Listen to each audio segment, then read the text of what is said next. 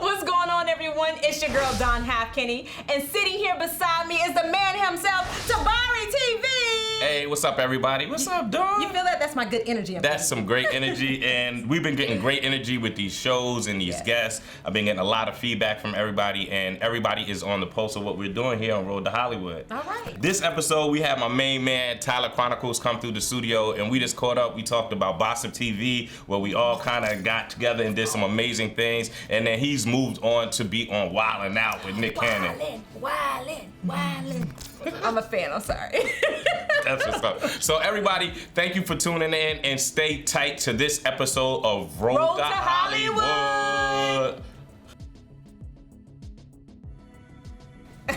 All right, welcome back. You're tuned in to Road to Hollywood, and of course myself, Dawn Halfkenny, and of course Mr. Tabari TV. Yeah, I'm in the house. I'm excited about this episode. I know, there's a lot of great things going on. Yeah, man.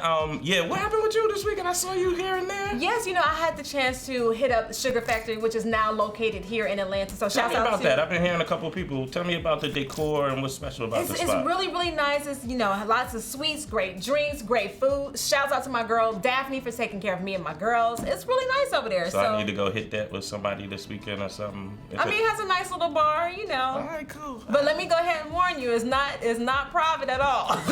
Everybody I ain't gonna be on the low? No low. All right, so I need some on the low spots. No, don't go there. That's what's up, man. And this weekend was super dope. A3C was in town. Okay. Hip hop legend Hakeem Green from Channel Live hit me up and said he needed a DJ. Okay, you know what I'm saying? So I'm gonna jump right in there. So we did a couple of shows this weekend and it was super lit. So I was super excited about this weekend. Got my hip hop on. Tad hit me up. He was bragging. I was bragging a little bit. He was bragging a lot of it. I was in the house. But I'm also excited because Tyler Chronicles came down here and we talked about a bunch of different things. It got real nostalgic. Nice. I'm feeling nostalgic right now. Okay. Because we talked about Gossip TV. Did I miss the morning meeting? Yeah, 2 hours ago. Hi, bitch, what? Okay, so in order to get everyone on the same accord with the stupid go green policy, Sean decided to make it a contest. Whoever showed the most commitment by the end of the week wins a prize. Okay, no problem, I understand. So of course, Mr. Competitor here decides to ride his raggedy ass bike back and forth to work 30 miles. Hi, I'm winning that prize. Yeah, you can have it. While all of y'all are going green, I'm going to continue doing me, and that's being fabulous. Gone with the wind, fabulous, darling. It turned into another conversation where I wanted to, talk about where we started working out. I know, we started. Over 11 years of friendship. People don't know this. People don't know it. But the first time we worked together was on Breaking Up Is Hard to Do. Breaking Up was hard to do. My very first project. Can I get you ladies a martini? Oh, I would definitely take a martini. Okay. Do you have any brown liquor back there? Please, first of all, I don't hop from bed to bed. Second of all, stop acting like I'm the crazy one. Excuse me, can we stop talking about me like I'm not here?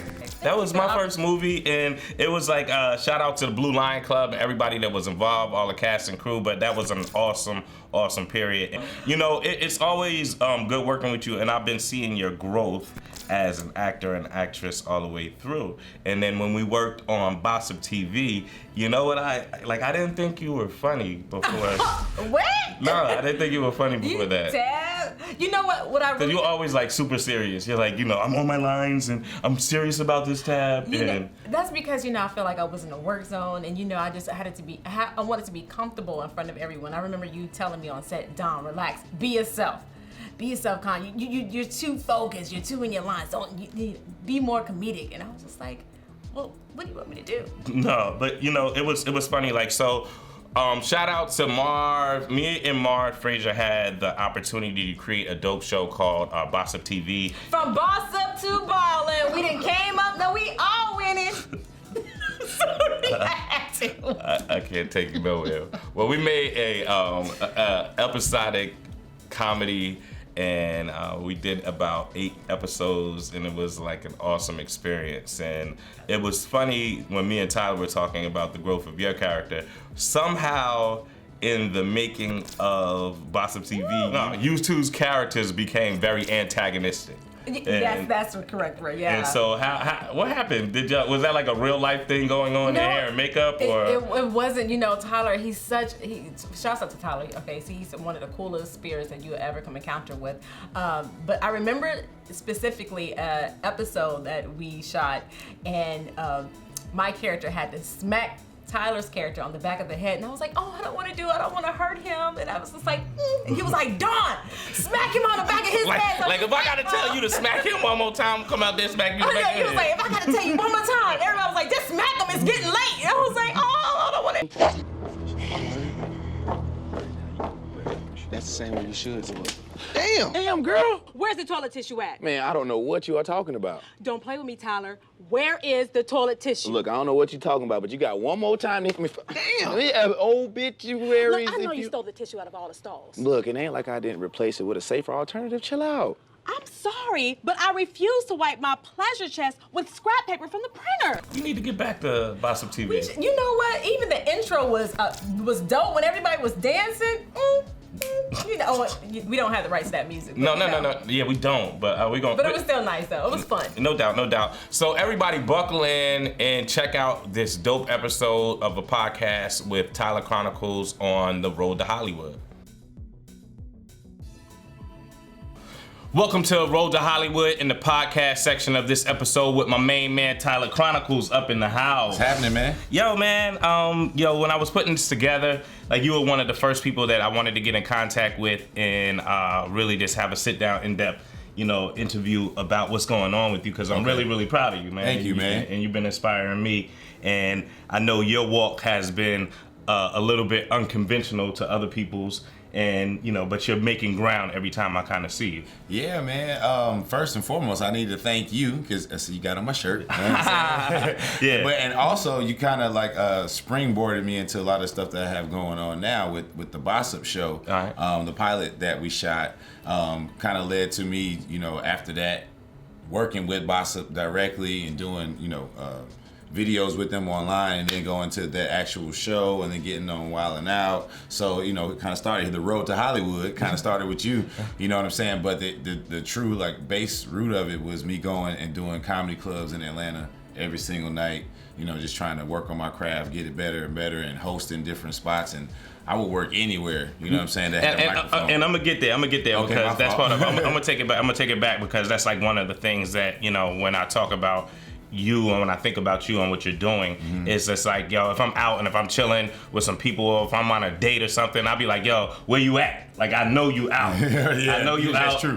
I know you out. I know you got a comedy set. Yeah. You know what I'm saying? And I could go just fall into that real cool. So Inglewood, California, you grew up there? Okay, yeah. Grew up in Inglewood, California. I grew up in a lot of places, probably like a lot of kids just moved around, but that's where I was born, in Centinela Hospital. And just growing up in Los Angeles, and then kind of had my experience. I moved to the South as well right before college, and through college and all that stuff. So kind of bi-coastal, if you will.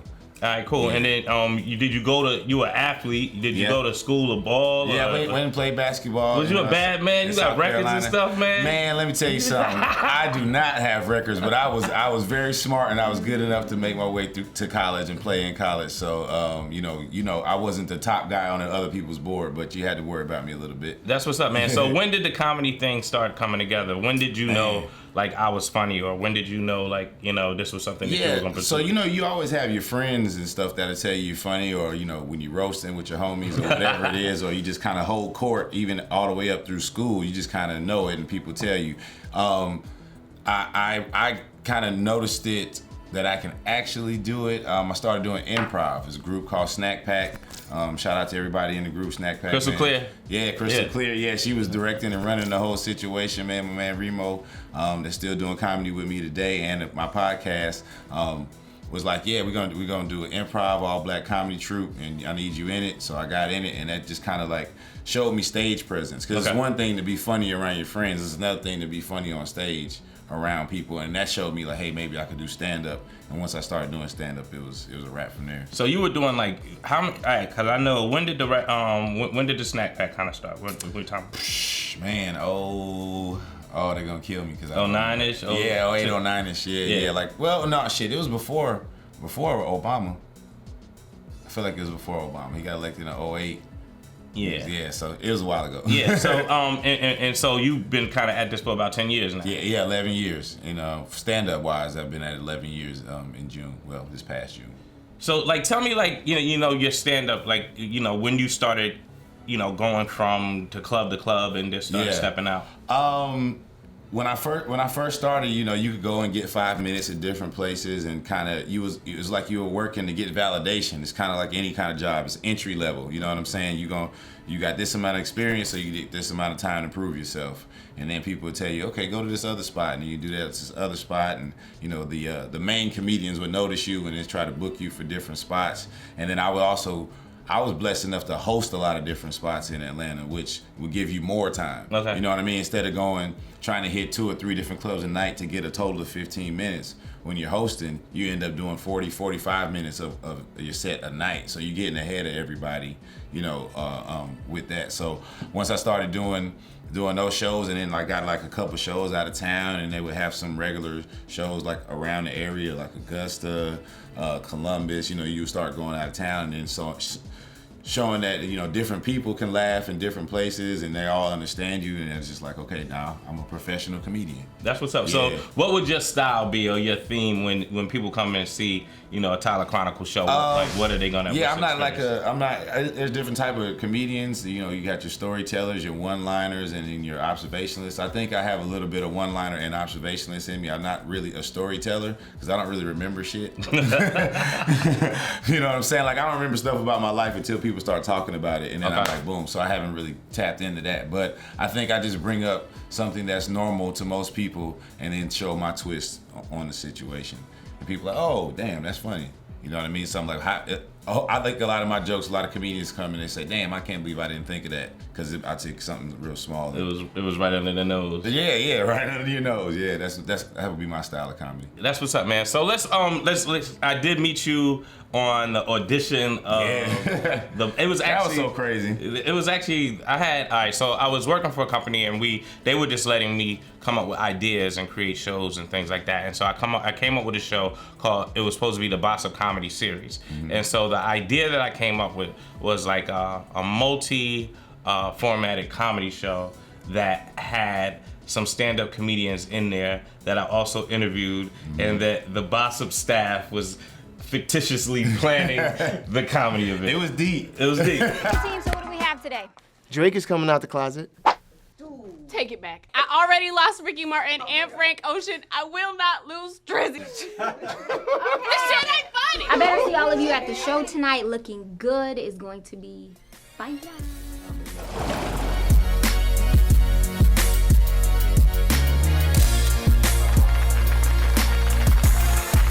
Like, think about your granddaddy.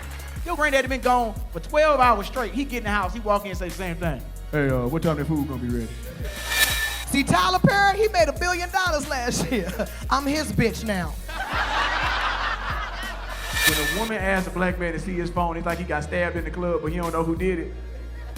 Let me see your phone. I don't know. Is that what this about? You ready to throw away what we got over phone? Fictitiously planning a real comedy event, though. Yeah, that was dope. You know what I'm saying? Yeah. So it all came together kind of cool. Mm-hmm. And so that's what it was. And so in those comedy skits, I didn't initially go at piloting the Bossip TV thing. It was just like, I told LaQuanda, shout out to LaQuanda, like, find me like this the funniest people in town right now. You know what I'm saying? And it was more so if I was making a Saturday Night Live than what it was, because I didn't know what at that point what I was throwing, And then when we started working with when we started doing the skits and everything, and it started kind of molding out, everybody started looking. They were like, "Hey, Tabari, I think you got something." And then that's kind of when we moved forward with the Bossip TV thing. And what was your character's name? Tyler. Yeah, Tyler Rivers. I didn't put too much thought into it. Nah, you know what I'm saying? I didn't put too much thought into the character names. I was glad because it was, it was a character that I could fall right into, a competitive sports kind of funny person. You know what I'm saying? I fell right into it. So. No, that was like one of the most interesting times in my life. I feel like we did some awesome stuff. Like I feel like it's the best show that nobody's seen. Man, you hear me? Me and Carl Payne was talking about that not too long ago. Oh, that's dope. That's dope. You know, I've done a couple shows. You know, he's doing stand up now or whatever. Yeah, shout out to Carl Payne. Yeah, man, shout out. He came and killed it. Why are black women always mad? I don't understand. Like I don't understand why they're always angry. Wonderful morning. This black woman is happy. I see. Yeah. Good morning, everyone. How are you? Bagel, Danish, anyone? Love the bagel. Oh, have some, Dalton. I believe I will. There you go. Well, thank you much. Yes, well, I am extremely apologetic for my tardiness, but let's get this day started and make it the best damn Gossip Day ever! Yeah, that's what we were talking about. He was like, man, that show, it seemed like it was gonna be really good, man. I was like, yeah, I know, bro. Yeah, it was, you know, so I really, you know, honed a lot of things in that, and you helped me out a lot. I mean, I remember, you know, when it was time where something wasn't making sense, so we needed to put a screwdriver to the script. You know what I'm saying? You was my go-to, and that helped me out a lot because that showed me like, okay, you know, you know, we'd have I guess like a surprise guest that would come in and be on the scene. You're like, yo, can you write her into this situation, write him into it, and me doing that let me know like, damn, I can do this for real. That's what it was. And now I'm a writer for real. and you know what? Like that came from, you know, just the shows that I had worked on, because like everything is not gonna work in the script for that day. See, I forgot about that part. I'm sorry. That's what I'm saying. I don't remember nothing until somebody says it, but I forgot that. Yeah, I was punching up. You know what I'm saying? Doing script work. You know, and so it was like, you know, in regards to like we working on this team, or that joke might have fallen flat, or you know, I'm not just kind of feel it in the rehearsal. Like, you know what I'm saying? All right, cool. We had a rehearsal. We felt some of the stuff was good, but hey, let's figure this out. Or that's when I was like telling Laquanda, like, whoever you had that, you know, had some type of following or celebrity, just throw them in. Right. And we was just writing things, you know what I'm saying? Yeah, we was getting like all the different reality stars that were coming through for it. And yo, man, we got to figure out something for that, man. We got to figure out something. Marv, was Bounce TV around? Yeah, Bounce was around. They were, okay. Yo, but we gotta reapproach that. There's a different way to do it. No doubt. So that transcended to you to start to work with Bossa. Yes. And so tell me about that. Yeah. So I can't even really remember, but like I say, shout out to Marv. You know, she was around. I didn't really know. I mean, we met the people from the actual writing staff at Bossa. I think they came by. Yeah, they were. Shout out to Janae and John and everybody up there. You know, they played some of the background and some of the scenes. Right. You know but we got a chance to talk to them and all and that. And that was dope too. You actually got the real Bossa people going. That whole shit was so dope. I'm telling you, man. I'm telling you. When y'all see what we're talking about, you're gonna see what we're talking about. You know what I'm saying? You know, and also, you know, it's funny. Like, you know, I had checked it out, and we wrote some very evergreen scripts. So they still like hit really hard. Like, you know what I'm saying? They're not like, you know, times. I want to shout out to my co-host Dawn. You and Dawn had a real antagonistic relationship on character-wise on the show. And that I loved how all those things like developed. Yeah, you know, at the end that was really cool too, because everybody kind of had some little sort of backstory. You know, we had the little love tension between who was Jace, but you know, Demetrius at the time, and then Taylor. What was her name? I think it was Taylor. Right, because Demetrius was named after Marv's son. Yeah. But yeah, so everybody kind of like had a cool little backstory, and it developed. Listen, we had our boss having sex with Keith Sweat. If that don't tell you what that was about, man, I don't know what else to tell you. Let me tell you something about that episode. I feel like that episode can stand up to anything in TV. Yeah, come on, man. Like I really that was like, when I look at that and I sit back and I'm like, man, like this is like, I can do this. Right. That was what you that got to drop some clips in. Yeah, definitely. They coming. I got them all. Like, I don't care what nobody said. They coming. All right, so you start working with Bossa. So yeah, like I was saying, getting to meet them on staff and all that stuff, and then working kind of directly with Marv and seeing I was funny, they kind of created a lane for me to come in, because you know Bossa is funny with their writing, but they didn't really have anything visually to give people, and that was kind of what everything was moving towards. So they ended up just having me go over the stories they wrote and then put my funny spin on it and just, you know, do the green screens, and they would add graphics and all that to it, and kind of just kept going for a little while. About like a year and some change, and I got joined by a co-host and, well, co-person, I guess. We weren't really hosting nothing. So Mara, shout out to Mara, and yeah, kind of went from there. And so how was, and then it transcended into y'all doing Boss Up TV, Man. which was a more of a TMZ formatted version of the Boss Up thing that we were kind of developing. Very perfect description of it. Yeah, we were covering all the black stuff TMZ didn't cover, basically. You know what I'm saying? That's basically what it ended up being. But that did 2 seasons?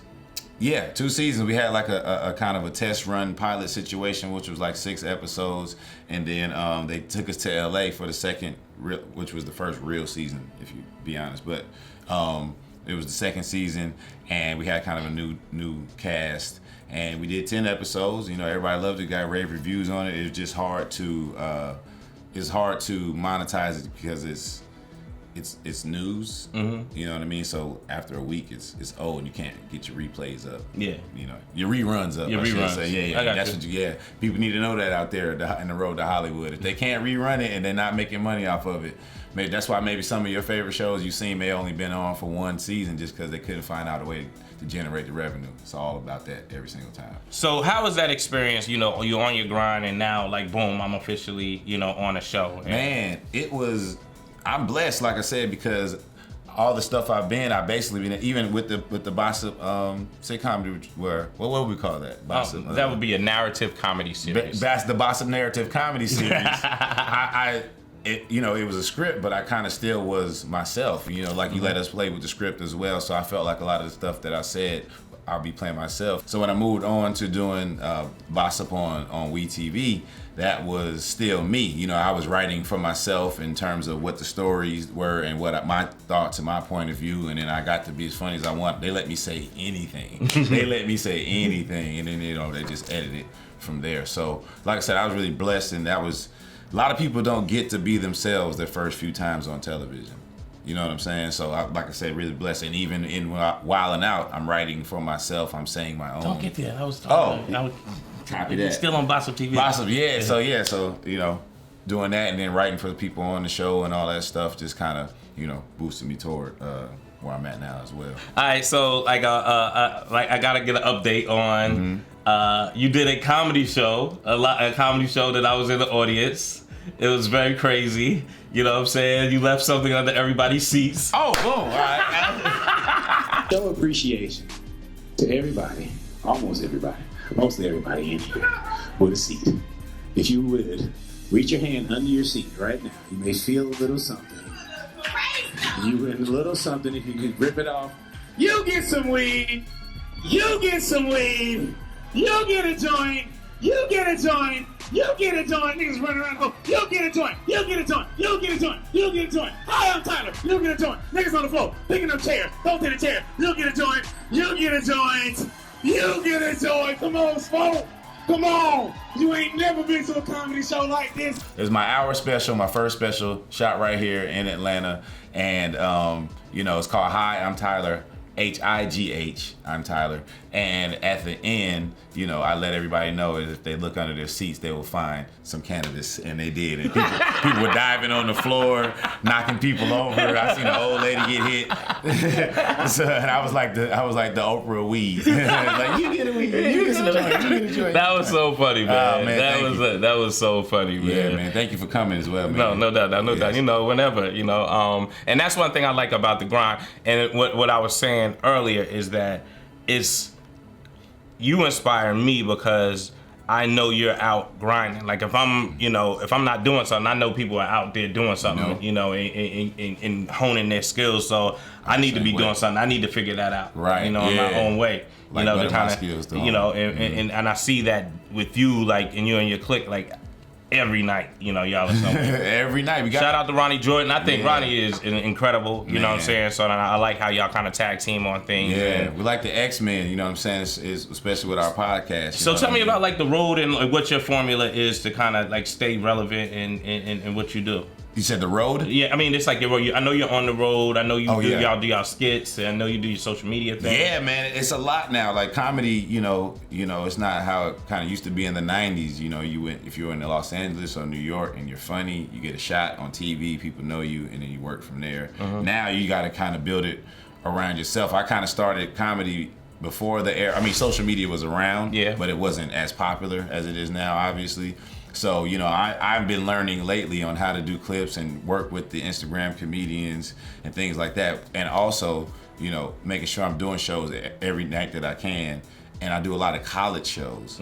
And that's important to me because I want fans that are going to grow up and still, you know, be my fan. You know what I mean? They still they follow me even when I get older. They start getting older, and you know I still have a young fan base that's in a good demographic for selling stuff, which at the end of the day is all about. It's funny. I just did a show with Rodney Perry, and I was telling him I was that guy at the colleges. I was the one who's booking all the comedians. Got you. You know, I didn't know that. I had everybody. Yeah, man. Chris Tucker, D.L. Hughley. Oh man. You know, that was like during the Def Comedy Jam era. Right. You know what I'm saying? So again, shout out to all my friends at Rider University. You need a 30 for 30. You've been a lot of people. Straight up.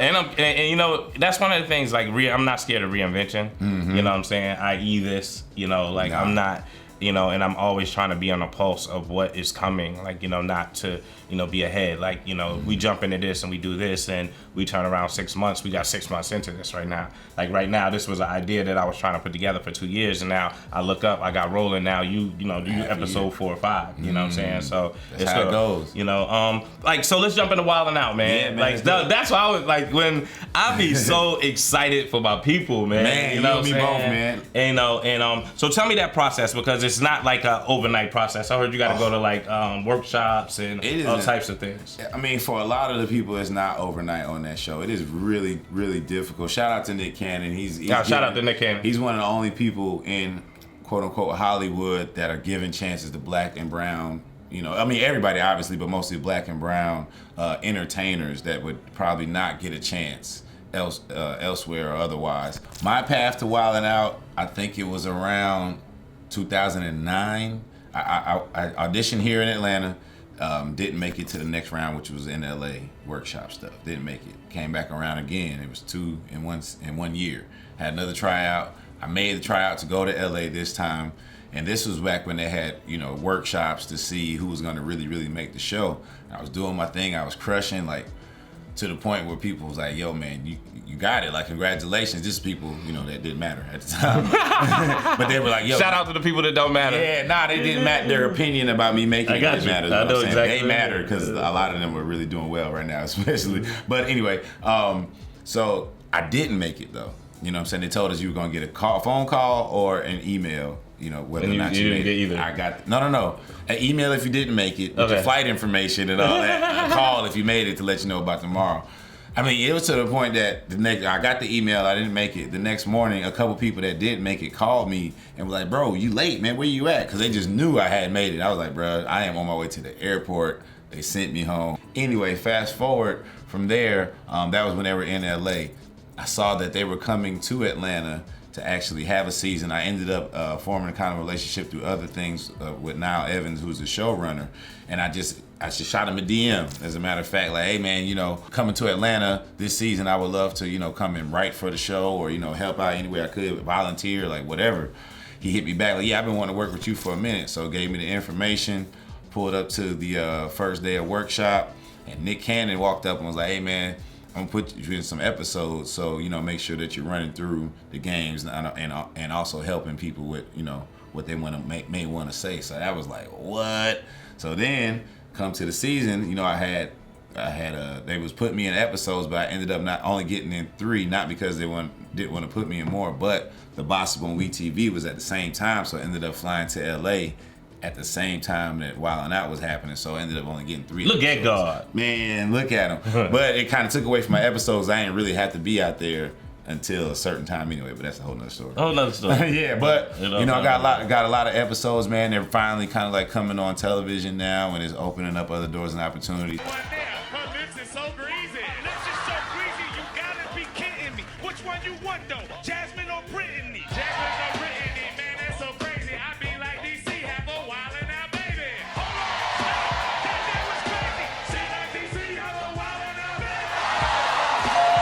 So I'm forever grateful to all the people at Viacom, MTV, because I've been working with a lot of other Viacom situations kind of off of this as well. All right, man. What's next on the horizon for Tyler? Hey, man, I am trying to sell shows. You know what I'm saying? Like, I didn't really get into it, but I've been able to write for different people, different situations. I just wrote for Duval on the Hip Hop Awards. I wrote on the Social Media Awards. I've written a couple pilots that's kind of in the mix.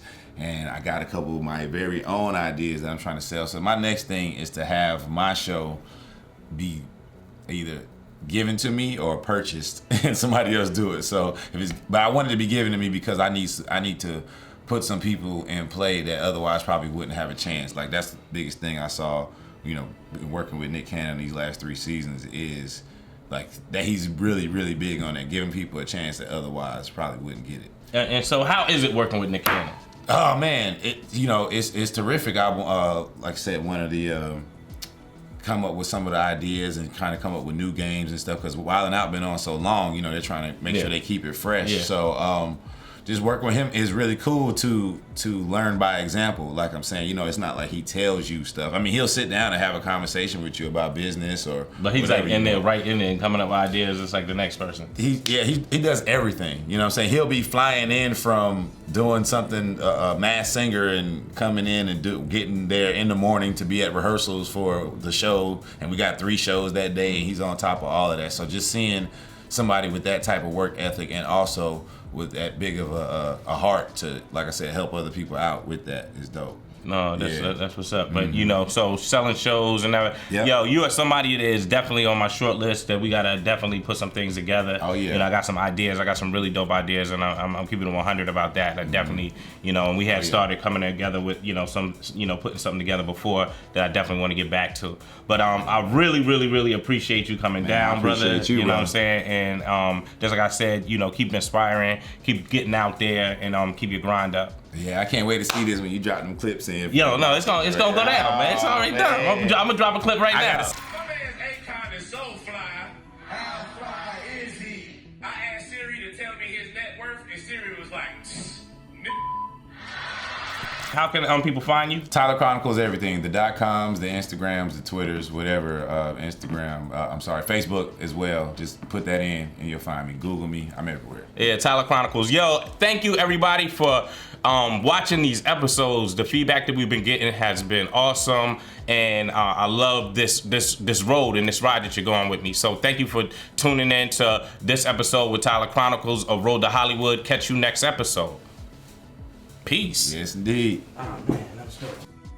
We are back. That was a really nice interview with Tyler. Yeah, it was really dope for him to come down to the studio. I'm really proud of that brother. I'm seeing him come from his first audition for Boss Up TV, and now he's on television with Nick Cannon on Wild 'N Out. He's doing big things. He's funny. How dope is that? And you dressed like you just coming from church. That's because I did. You want to take us out on the last words? I would. And you know what? In closing from Road to Hollywood, I would like to leave with a nice inspirational message.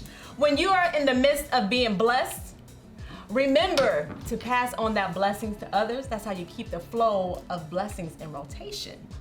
Amen? Amen, Sister Halfkenny. Come on with the word, D. Come on with the word. That's what's up. And thank you all for watching this episode of Road to Hollywood. Amen. Praise the Lord.